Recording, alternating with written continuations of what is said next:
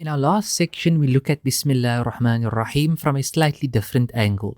We know that the Quran opens with Allah and the two attributes closest to Allah, Rahman and Rahim, intense mercy, intense compassion.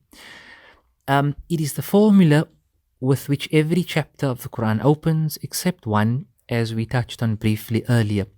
And a Muslim starts all the activities that are legitimate, of course, with the idea of in the name of Allah, most compassionate, most merciful. So Allah Ta'ala revealed that His Rahmah embraces all things, as we again mentioned earlier.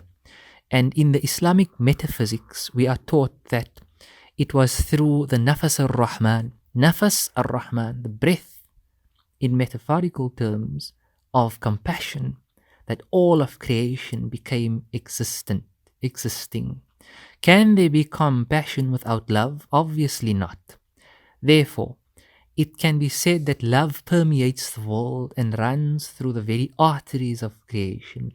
It is through rahmah, mercy, which includes love, that the world and human beings who occupy the center of the circle of the cosmic reality were created, and the word of Allah, the noble Quran, was revealed, and it is through love that we can fulfill the role that He subhanahu wa ta'ala placed us here for on this earth and finally returned to Him. And one of the most striking examples is seen in Sayyidina Ibrahim alayhi salam's sacrifice, which centers around one important idea, and that is the idea of the mahabba, the love for Allah subhanahu wa ta'ala. To sacrifice his son, which appears to contradict one of the most natural instincts, was due to what? Was due to his love for Allah subhanahu wa ta'ala. So a question we may ask ourselves is that what really drives one to do things, even though it may seem irrational at the beginning?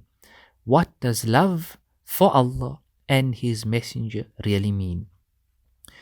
If we are completely honest here and objective here, then we will see that what is agreed upon by all the ulama in every madhab from the beginning when this deen started up until today is that the idea of love or mahabba for Allah and His Messenger sallallahu alaihi wasallam is in fact fard.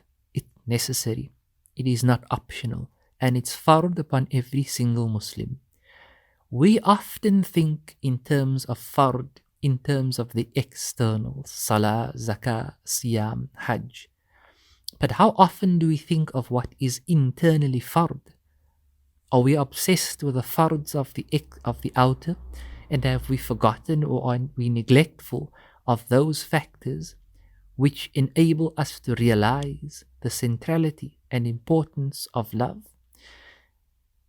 There is ijma or consensus amongst all the ulama or scholars that mahabba or love for Allah subhanahu wa ta'ala and His Habibullah, His beloved messenger, Muhammad sallallahu alayhi wasallam, is fard ayn, a personal obligation. It's an internal fard of the heart.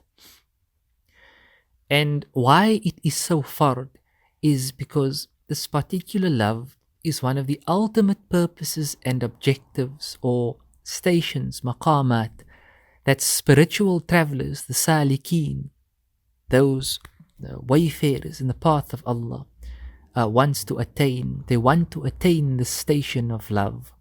And this kind of love, if embraced as it was by so many of the greatest thinkers and saints over the past 1,400 years, has only positive implications, not only for the individual, but the entire community.